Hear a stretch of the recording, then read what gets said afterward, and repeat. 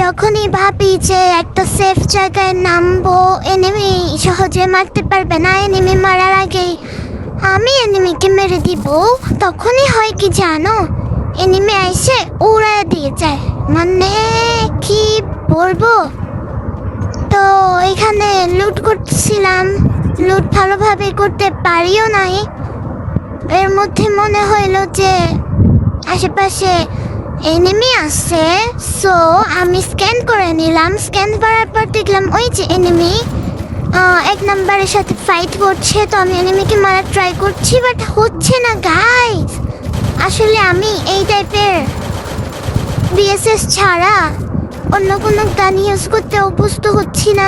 তারপরেও কি করলাম, অগ দিয়ে এনিমিটাকে নকডাউন দিয়ে এখান থেকে কিছু বুলেট নিলাম। সেই বুলেট শেষ হওয়ার কাণ্ড গাইস।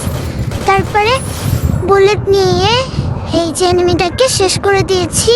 এখন আছে আমার কাছে আর মাত্র 26টার মতো বুলেট। তো যাই হোক, এনিমি কিল করে দিয়েছি, এটাই অনেক। এখন আমি আমার টিম মেম্বারদের কাছে যাওয়ার ট্রাই করব।